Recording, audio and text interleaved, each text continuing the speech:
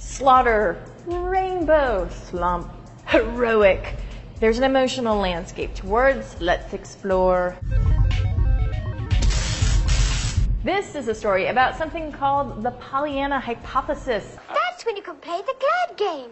An idea posited by two psychologists, Jerry Boucher and Charles E. Osgood, who in 1969 said that we frame the human experience in more positive terms than negative ones. In other words, we tend to look at the brighter side of things. Sure, sounds good, but where's the hard evidence? If only we had someone willing to take on the tedious task of teasing out the emotional value of a mountain of words and myriad forms of media, and then run that data through sophisticated computer programs. Enter mathematicians Drs. Peter Sheridan Dodds and Chris Danforth, who used big data to make the case that across the 10 languages that they surveyed, people used more positive words than negative ones.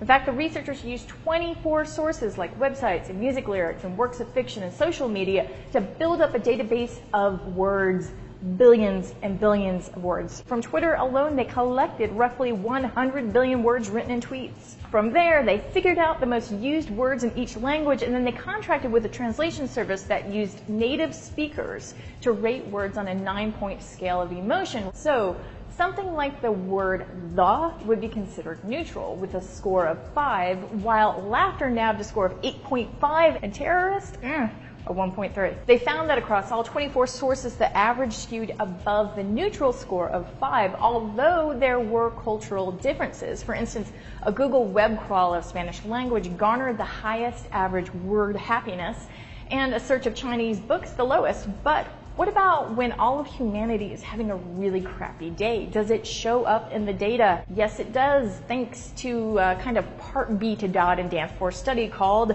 the hedonometer. A hedonometer is a near real-time happiness meter that traces the signals of emotions from English language Twitter posts. Want to know the happiness quotient the day Justin Bieber was arrested, or even find out if people on Twitter were happier this Valentine's Day as opposed to last Valentine's Day? Well, go have yourself a look-see at hedonometer.org. In the meantime, consider that this happiness bias might just be one of the cornerstones of our species' success. So think of that beautiful neocortex sitting atop the more ancient parts of your brain.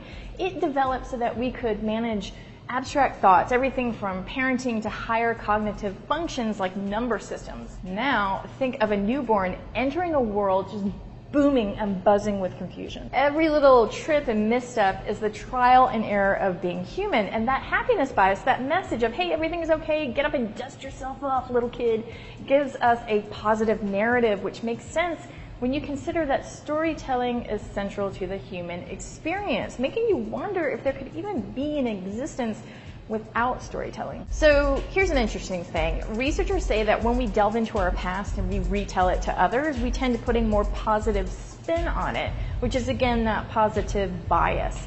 So I want to hear from you guys. Do you do the same thing when you revisit your memories? Let us know in the comments below. Oh, and to keep the videos coming, make sure to subscribe.